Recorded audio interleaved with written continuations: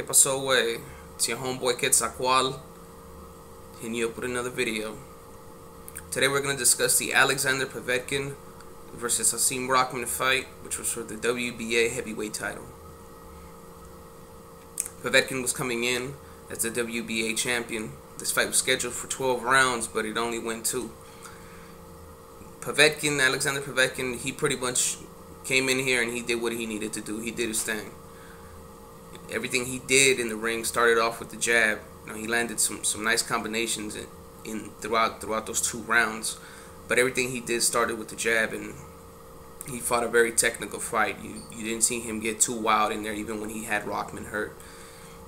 And Rahman, I don't know, man. He looks extremely sluggish. He's nowhere near his prime.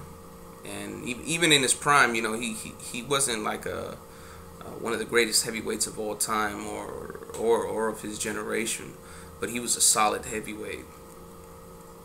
But right now, I mean, I don't know what his financial situation is like, but he's definitely not fighting for his legacy or to try to capture the heavyweight title again. This was a heavyweight title fight, but the way he looked, he didn't look like he trained like it was for a championship fight. You know, I mean, he had like turtle-like speed. You know, you could tell he was out of shape. I mean, if boxers were food, you know, Rahman, to me, you know, that motherfucker, he looked like a sloppy Joe and shit up in that motherfucker. And he looked tired going into the second round already. He was already winded. And Povetkin caught him with a nice left hook that came off of the jab. Again, like I said, everything he did came off of that jab. And he caught him, and, you know, Rahman got on spaghetti legs, and you know, his motherfucking ass went towards the ropes and shit. And he stayed there until the fight ended, until the referee came in and stopped the fight. He was getting caught against the ropes with some nice combinations, and he was able to hold. And I thought that, you know, he was able to buy himself some time to move around and get out of there. But instead of doing that, as soon as the referee separated him, he would go right back to the ropes. And he did that 2 times, and that could have at least bought him some time. You know, the way he was looking, he was going to get knocked out anyway, and I think that's why he did that. He knew that. He knew the end was coming.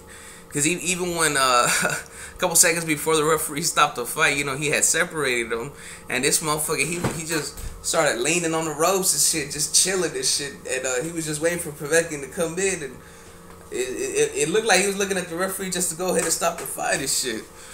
And that type of shit in a heavyweight title fight, I mean, you know, that shit is just not gonna fly, man. You know, he made his money. You know, that's good for him. He left for the paycheck. Would have been a lot nicer if he would have left with that heavyweight title, but Rahman is nowhere near the fighter that he once was. As far as for Rahman, though, as I mentioned, while he is not one of the greatest heavyweights of all time or of his generation, he has had several moments that will always be remembered in boxing. One in particular was probably his highlight fight of his career, where he knocked out Lennox Lewis with that nasty right hand.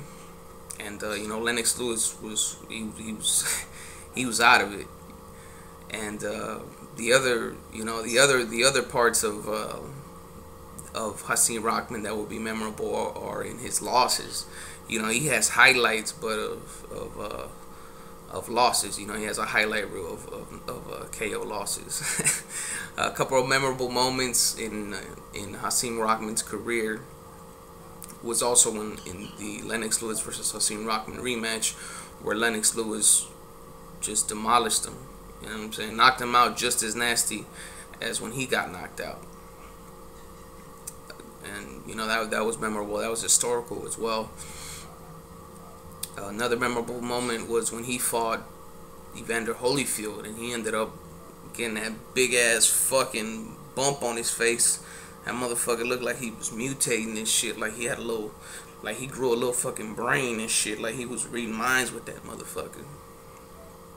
And you know, another moment And there are others, you know, but I'm just gonna mention a couple. The other moment that's also memorable for Hasim Rahman is when he got knocked out the ring by Mosca. You know, that was nasty too. That was a ferocious KO. He got all the way knocked out the fucking ring on the ground. This shit. And as soon as he fell down, somebody from the audience threw a fucking chair and shit, and that shit hit a Smoker in the motherfucking head and shit. You can check that out here on YouTube. But you know, while he's not one of the greatest heavyweights, he has been in memorable fights and in memorable moments in boxing. When he beat Lennox Lewis, he became the legitimate heavyweight champion. He beat what many considered was the undisputed heavyweight champion at that time.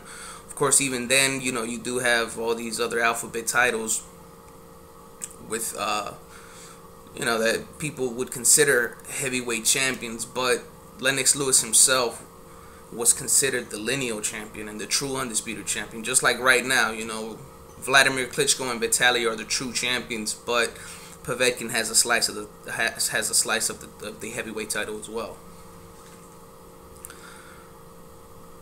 But I think that it's probably time for Rahman to go ahead and hang up the gloves. There's nothing left for him to fight for. If he's fighting for a paycheck, then that's understandable. But he also has to start thinking about his physical health, because I mean that nowhere near looked anywhere near like a professional fight or on his part. I wouldn't even want to see him in against mediocre competition. But you know, we'll see what happens with Hasim Rahman. As far as Alexander Povetkin goes, he does have a slice of that heavyweight title, but I wouldn't put him in against Vitaly or Vladimir Klitschko. I think either fighter would ruin Alexander Povetkin. Again, with the way boxing is right now, with so many titles, and not only that, but now you have super champions and silver champions and motherfuckers getting diamond champions, like all this bullshit. There's actually a way for fighters like Povetkin to, from a business perspective, to do well in this sport without necessarily being in the best fights possible. And what I mean by that is he doesn't necessarily need to fight the Klitschkos at this moment. Legacy-wise, if he wants to be one of the best heavyweights of his generation, then yes, the logical choice would be to fight both Klitschkos. But like I said, in my opinion, I think he'd get his ass waxed by both of them. They would both destroy him. So his handlers, his promoters, if they're thinking from a business perspective, I mean, the heavyweight division right now is so mediocre. The talent is so lackluster that someone like Povetkin can survive for a long time without having to fight the Klitschkos and maintain that WBA heavyweight title. Down the line in a couple years, once his career starts winding down, I believe he's 33 years old. Vladimir Klitschko is 33. Vitaly's in his 40s. If he chooses to fight them later on in his career, that would be less harmful, because at that point he's already accumulated the money and stuff like that for his personal self and shit when he retires from the sport, to where, you know, that would be a legacy fight for him at that moment. But it would not be the same as if he fought them right now, when Vladimir's still in his prime and Vitaly still has enough left in the tank to destroy anybody right now in the heavyweight division. Who knows what the future holds for both fighters? There's a lot of fighters that still fight past their prime. I'm speaking about Rahman. But I want to know your opinion. How do you feel about both fighters? Let me know in the motherfucking comment section. And this is your homeboy Quetzalcoatl signing the fuck on out.